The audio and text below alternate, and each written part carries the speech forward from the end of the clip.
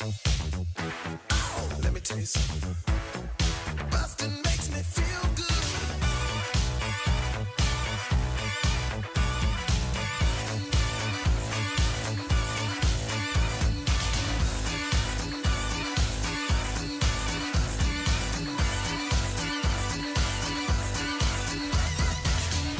Here we go. Hi, everybody. Welcome to Blockbusting, the podcast where we love to hate the movies. I'm your host, Jay Light. Joining me today, Yourgo Artsitas. Hello, how's it going? I'm good. How are you? I'm doing pretty good, doing pretty hot. First week in LA, enjoying it. Yeah, just moved out here from New Orleans. Yes, very, very excited about it. The Crescent City. Yeah, love the weather. You know, like people talk about LA weather, and they are fucking right. Isn't it It's nice beautiful. to not have humidity anymore? That's the big thing, is like you can wear a shirt and then you can wear a jacket at night, you know, and you don't have to, like I can wear a long sleeve shirt occasionally and not, you know, give myself some kind of fungal infection. Yeah. It's good. I There you like go. it. Don't have to gold bond up everywhere you go. No. You know what's sad is I actually did gold bond. You eventually get to it. You age into having to gold bond when you're in fucking New Orleans. It's like, Yeah. it was like 96 degrees with like 90-degree humidity in mid-October. So like I was ready to go, you know. And yeah, that's number one. And then after that, the best part about LA is if you like podcasts, you have plenty of time in your car to listen Lots to of them. driving around. Yes, and parking. Oh my God, parking here was hard, and you're in a residential area. I mean, I'm also right next to the hottest streetwear neighborhood. Yeah, nice And, job with this apartment, by the way, location-wise. Thank you. It's 2 blocks down from where I used to live before I lived here. Really? Yeah. God, I guess It was a really amazing find. Me and my girlfriend were just looking around for places. And then I convinced her West Hollywood was the place to be, and she was like, "Okay, yeah, you're right." And we're walking around, and then I saw a for rent sign. Immediately walked down here, and the manager was like, "Oh yeah, there's like 3 other people who have appointments later on today, but if you guys are interested, then I'll just make you guys Damn. first priority." serendipity. Yep. Beautiful. And now I Man. got this sweet apartment with it. We got a garage. We're right across from Melrose Trading Post. I can go to whatever pay for play open mic I want to. Yeah. I got the pick of the litter.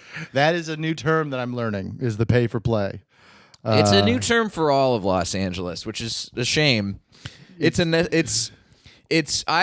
accepted it as a necessary evil, although I don't think it's like, I say necessary in the sense that like I do them out of convenience because I can walk to literally I think 7 Really?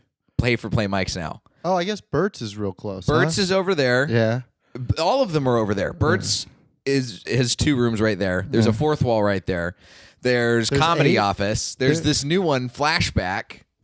And who are these fucking okay, I went to, I don't know why we're talking about comedy so much, but like I went to the 4th wall one time. which 4th wall? The one in Koreatown.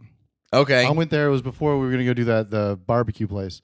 I was like, let me go do this. Just check it out, get the vibe of it. And I go there, and they won't let me leave at like 5:30 to hit the other spot because you have to spend the entire hour there. Yeah, didn't you read the rules when you signed up online? No, I barely read the instructions of this fucking podcast. Yeah, I you know gotta pay. You gotta pay $5, and you gotta stay for the hour that you signed up.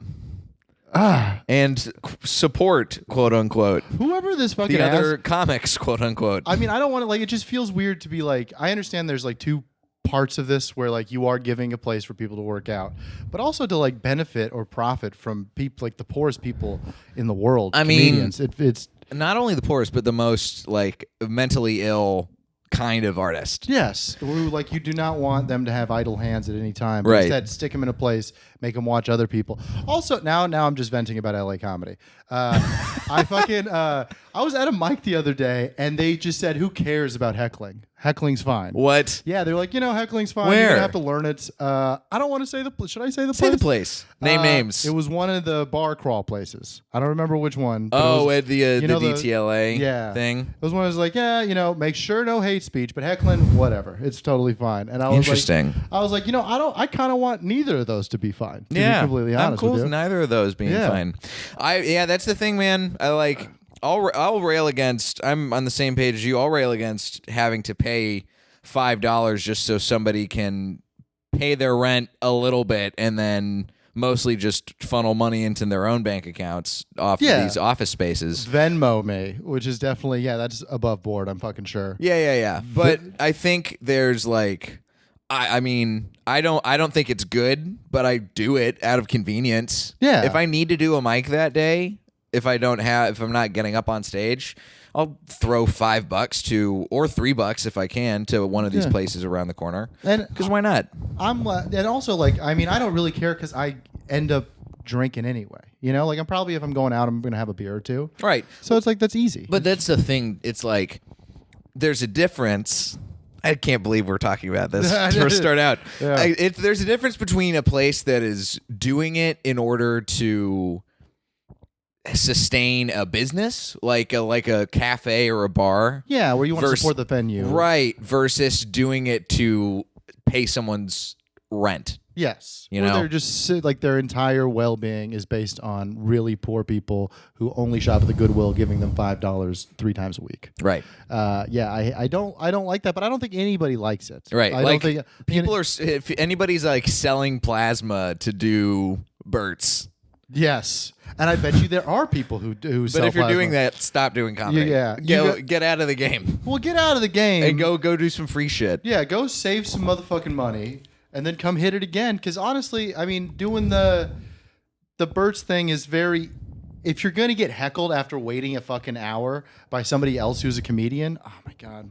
I mean, It makes me want to. I say this to shamelessly advertise for my open mic, which is still one of the only free open mics in Los Angeles. Just lovely.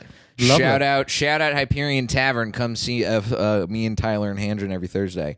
I swear we're going to talk about movies. I swear. I But think we've spent a good almost 7 minutes talking about LA comedy and the pay for play system.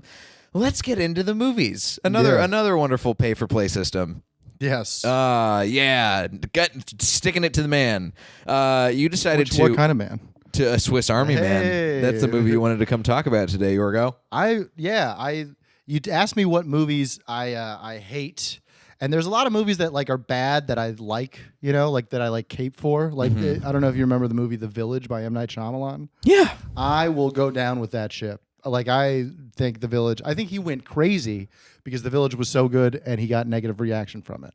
I thought it was- Interesting. Yeah, I mean, there's a lot of it's shrouded in controversy. I know that like he got sued for possibly copyright infringement or stealing somebody's idea, but that movie is about as good as it gets, and it's got some like fucking incredible people in it, like William Hurt and Joaquin Phoenix, and Adrian Brody. Adrian Brody in a bad role coming off of Oscar. Like it's to play. Is this post-Oscar Adrian Brody in It The is. Village? Yes, he wanted. I think in 01 or 02. I think he wanted in 02. I think it was 02. Maybe Yeah, 03. because he kissed Halle Berry, and Right. Halle Berry wanted in 01. I bet it was like it was January of 03 is when it happened. Yeah. And then he followed it up with that, and then King Kong, the Peter Jackson King Right, Kong. with him and Jack Black. Yes, which Jack Black was incredible. Then. Yeah. I mean, that was a good movie. I liked that King Kong.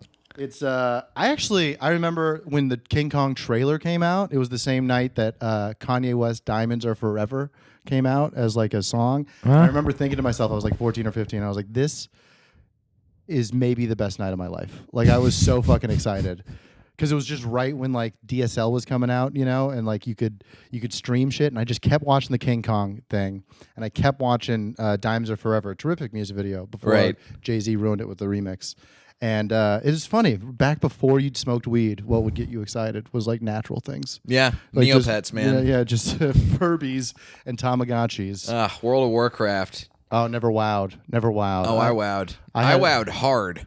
I couldn't do it. I was a sports game guy, so I had Madden 05 well into like 08. Gotcha. Yeah. I wowed hard for a couple years, and then I got snapped out of my WoW addiction by this is By pussy. tying in things. No, I had family in New Orleans, There we go. and Katrina happened. Okay. My cousin moved in with me for a little bit because they obviously couldn't live, like his house was destroyed. Yeah. And his parents didn't want him to not go to school. So he moved in with me, and he started playing WoW and played WoW so much that like he leveled past me Oh, yeah. in a matter of weeks.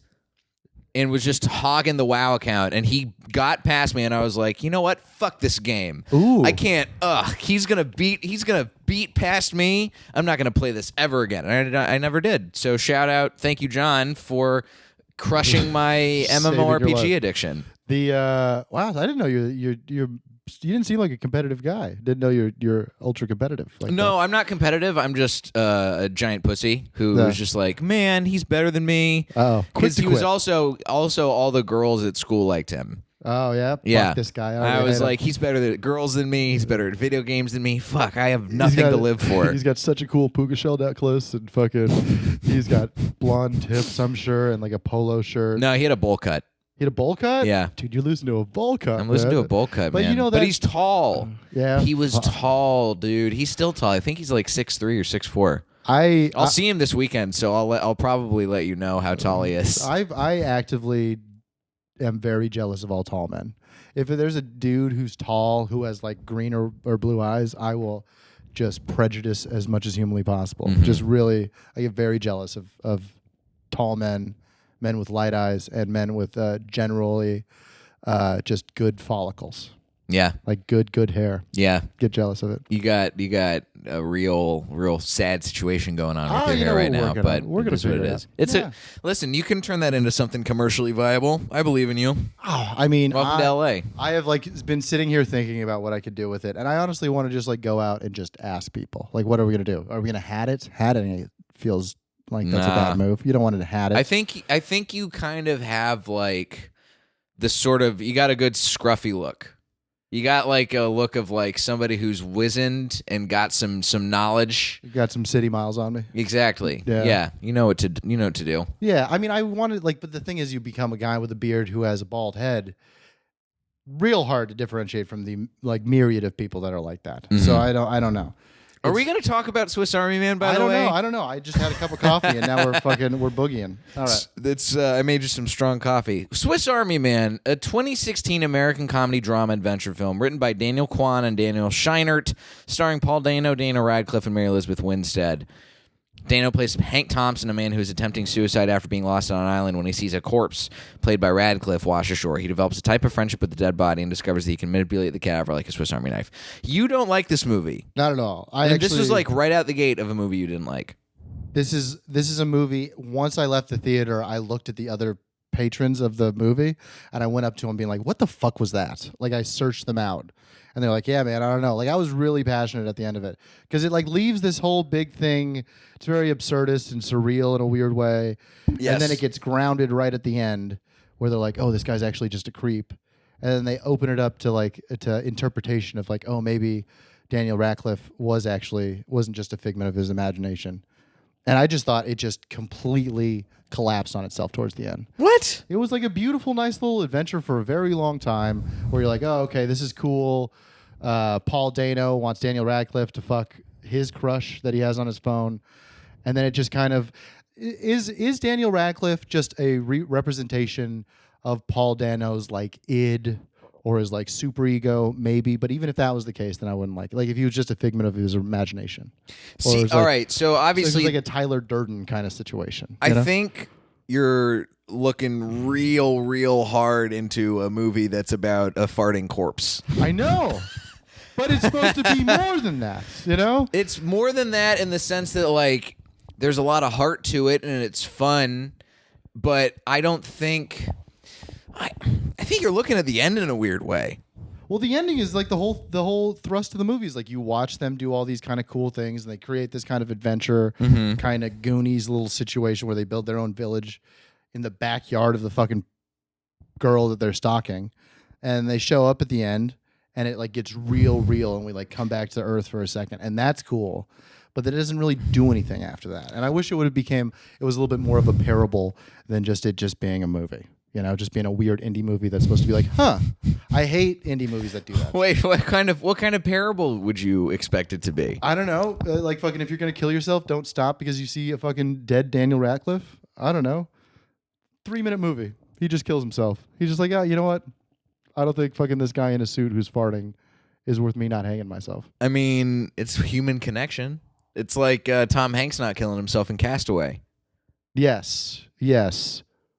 Is it And because he didn't kill himself for less. He didn't kill himself because of a fucking volleyball. Yes, which is very true. And at the time of the movie, you think that he is actually stuck on a deserted island, and that's what got me. Like maybe this movie might be a small victim of expectations because I was real excited to see it. I thought just they gave me the log line. I wouldn't be surprised if this movie fucking made it on the blacklist. Like the script was a blacklist movie, Oh, I think it might have been. and then it just ended up getting picked up. Let me look. Because I remember it came out and it was really hyped because Daniel's, the directorial team directed it. Yes. And they're the same guys who did...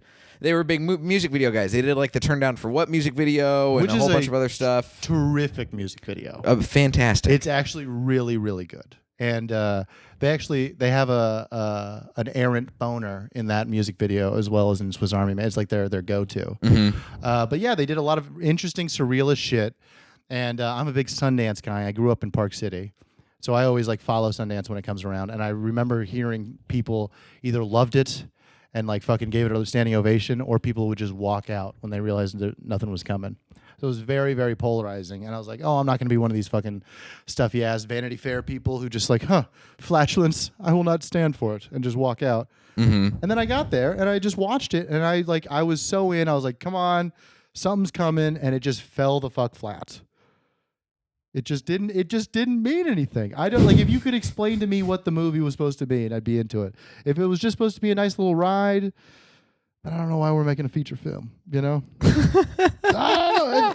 Like if it was just supposed to be like a fucking weird Kanye West video, I'd be into it, you know? I'd be fine with it. If it was just a whole bunch of just like, you know, surrealist tones and shit. But it basically was a weird, magical, surrealist kind of thing, though. That was, I know. That's the thing. Even at the end, when there's still like this element of, is it really happening? Is it not really happening? We don't really know. Yes. Is this like a product of him being isolated and coming back to humanity, or what's going on?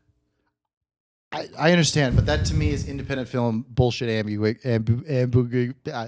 ambiguity that I don't necessarily vibe with. That's not necessarily my thing. I hate when you see an independent movie and you're super committed to the characters and everything's cool and it's all leading towards something, and then they just they shrug their shoulders and they just go, oh, I don't know, you figure it out. That's the thing, though. I don't think. I mean, and that's not to I don't say, think that they're shrugging their shoulders here, though.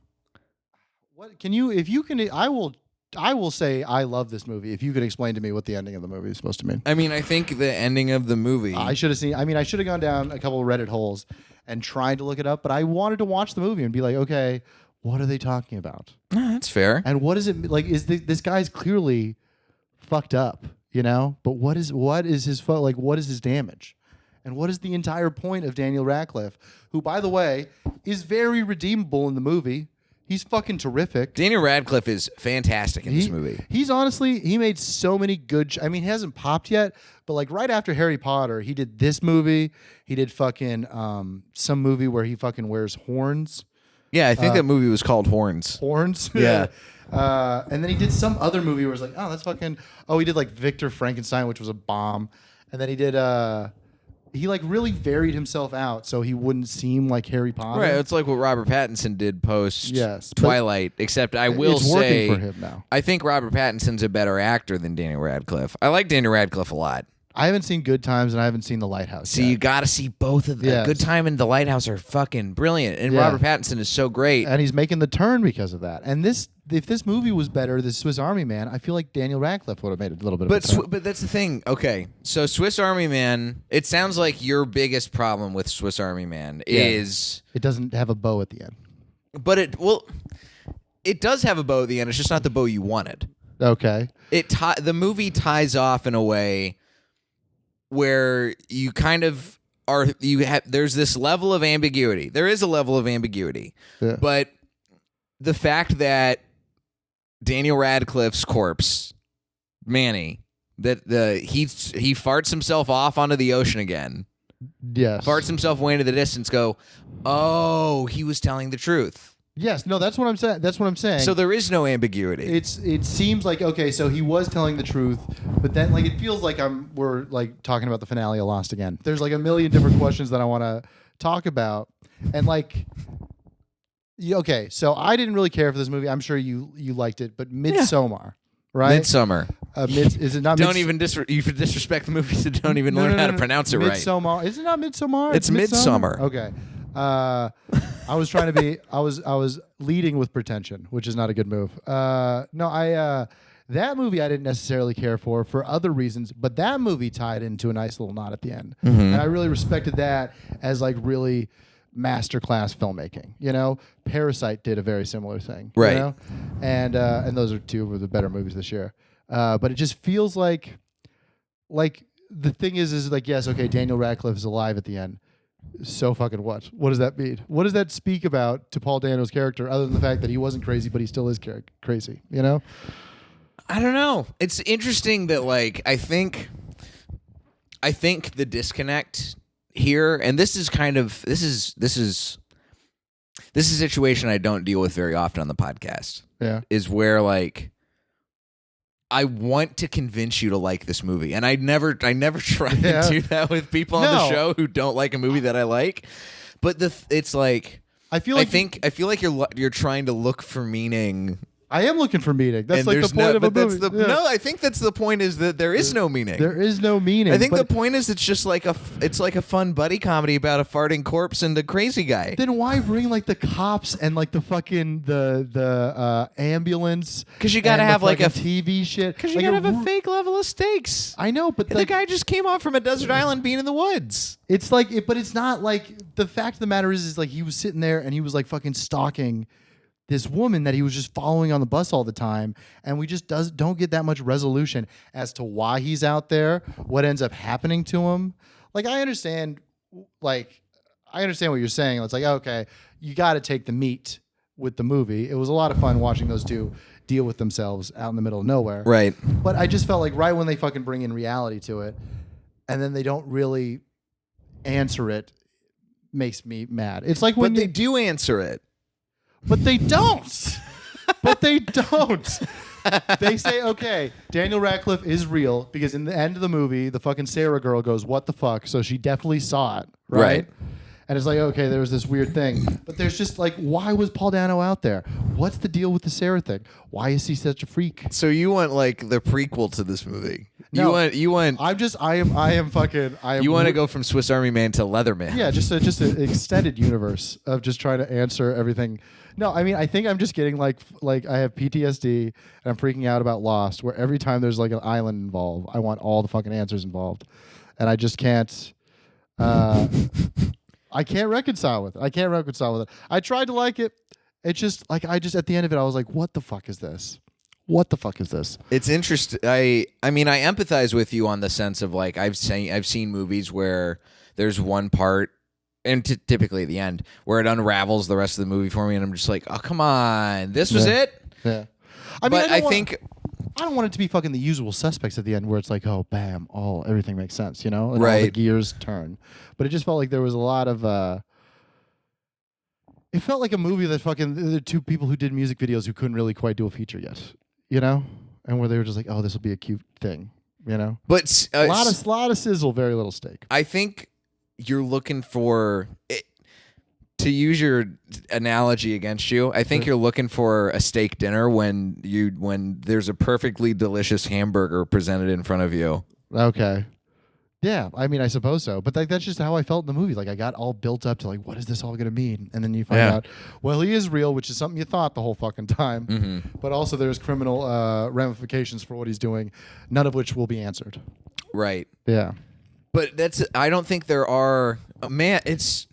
You bringing up the whole, like, criminality and stalking thing. Yeah. It's so... It's, you know... we're going to have to ultimately agree to disagree here. That's the thing. That's fine. That's what I expected going in. Like I said, I never try and change anyone's mind, but I've never been struck so much with the desire to try and change someone's mind about a movie. You feel like all that stuff at the end, like essentially the climax, is effectively irrelevant, and that it's much more about everything else about the movie, about the vibe and the fun and all that. I think kind of stuff. the movie's the buddy comedy. I think all the other stuff you have to have it in there so that way there's stakes once he escapes from being lost. Yes. You have to have something there so that there's an additional peak and Yeah. an additional level of what's going to happen next, as opposed to the entire rest of the movie where it's about survival. It's like in to go back to Castaway, right? Castaway cannot be the kind of movie that it is if it ends with Tom Hanks dying on an island. It has to have Tom Hanks going back to his wife's house and finding out she's fucking the dentist, and it has to have this whole other section to it where it's like, what's gonna happen? Is some like bad? Is there actually some bad shit about to go down?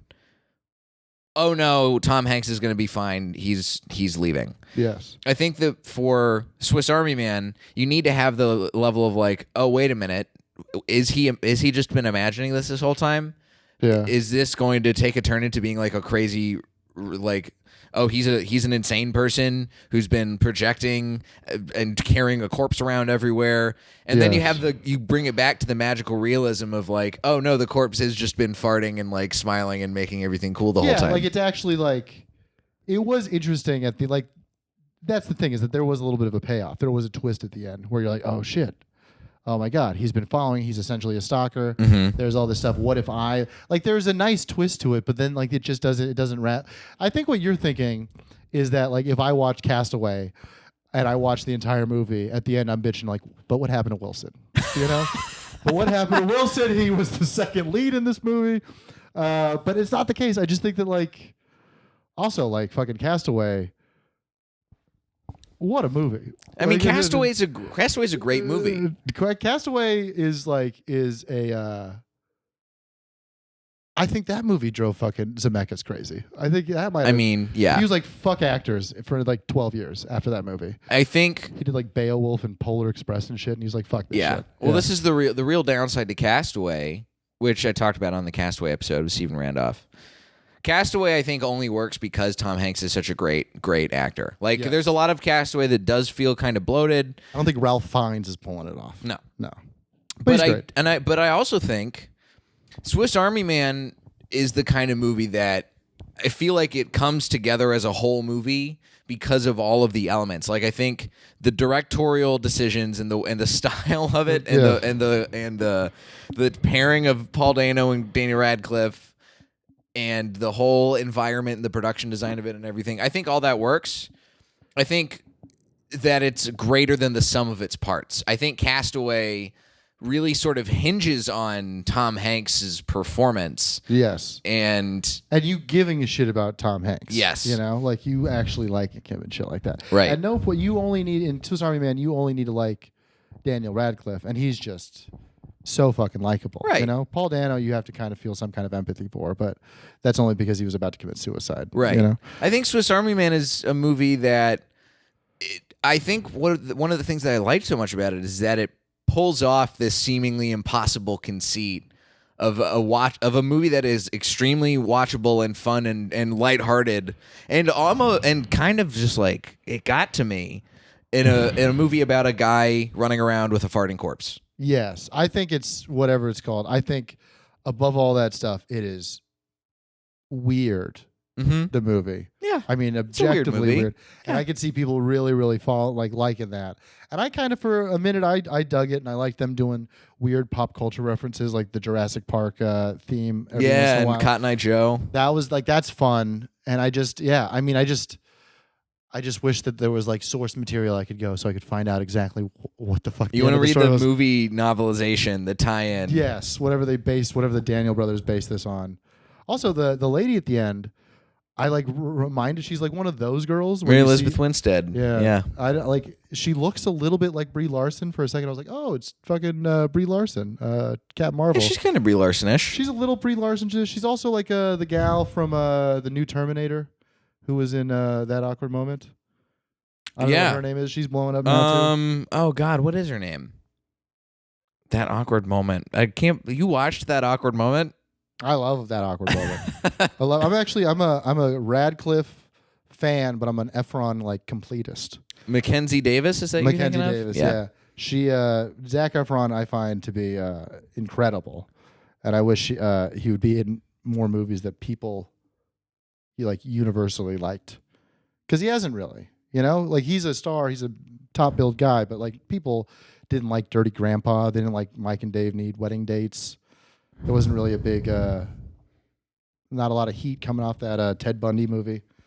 Extremely shocking, incredibly vile, and other bad words. Yeah, Yeah. The that's a big one now for biopics, like an extremely stupid and futile gesture. The National Lampoon movie. Yeah. And don't worry, he won't get far on foot. Yeah, it's like Jesus. What do you?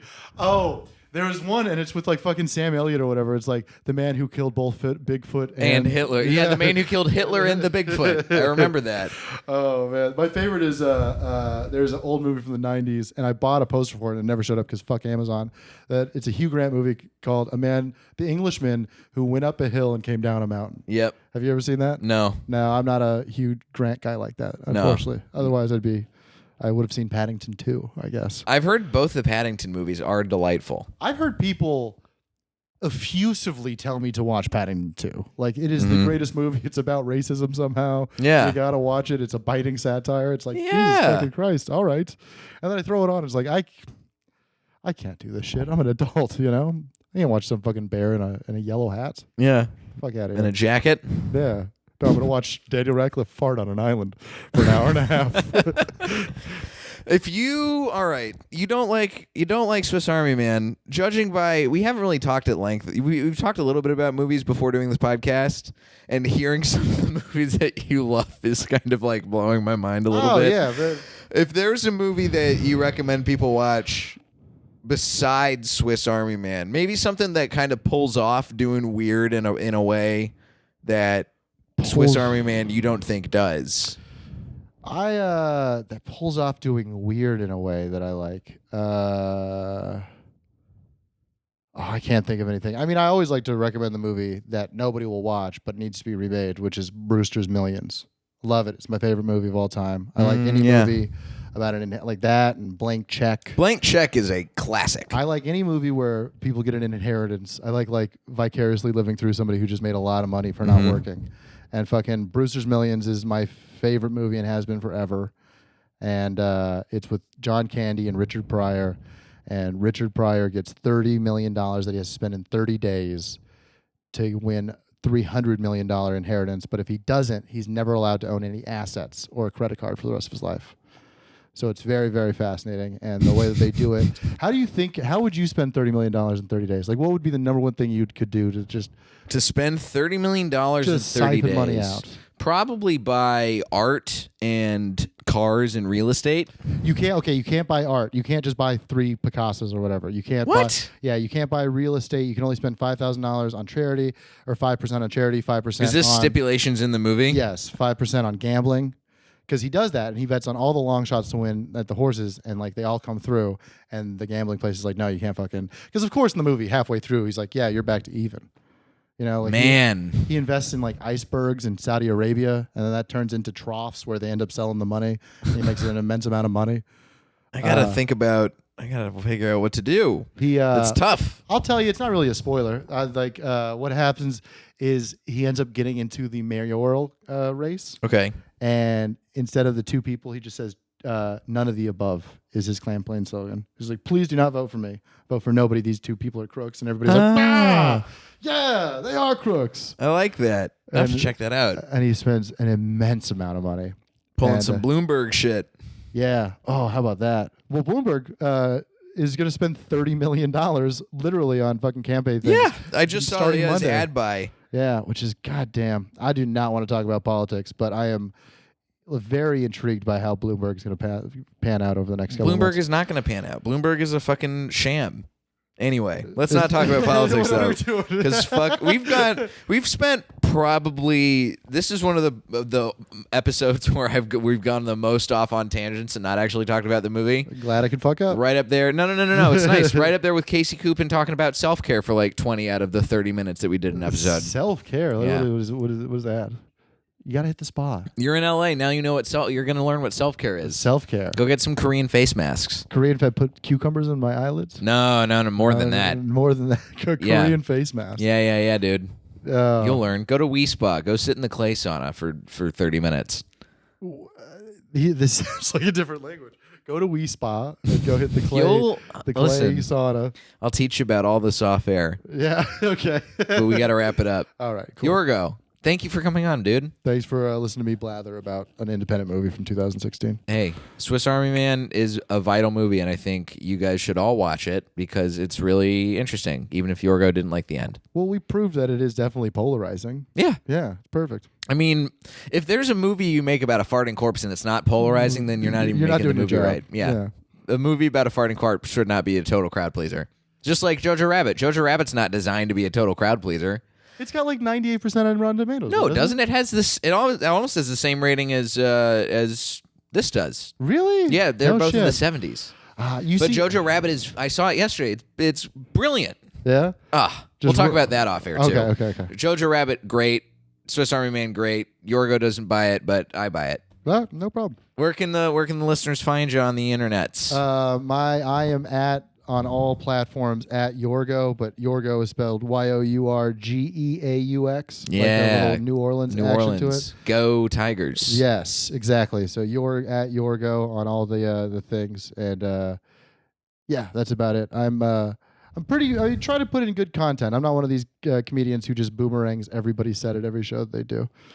Throwback shout out to Birds. Go pay $5, get yourself boomerangs. Hey, everybody in a boomerang, everybody looks like they're killing though. Like you got to shout it out. Like people just do this with their like elbow, and they're like, "Yeah, dude, this guy's on a roll." Yeah. Yeah. Oh man. You can find me at Diet J on Twitter and Instagram, jlightcomedy.com for show dates. If you're listening to this right as this episode comes out, I'll be in New Orleans. Your old home spot. Me and Gary Peterson are doing a couple gigs down there and in Lafayette, so check that out while you're in town, while we're in town. And if you like the podcast, tell a friend, subscribe, join the Facebook group, join the Patreon, and that is it. This has been Blockbusting. Thanks, Yourgo. Thank you. This has been Blockbusting. Go see something good for a change.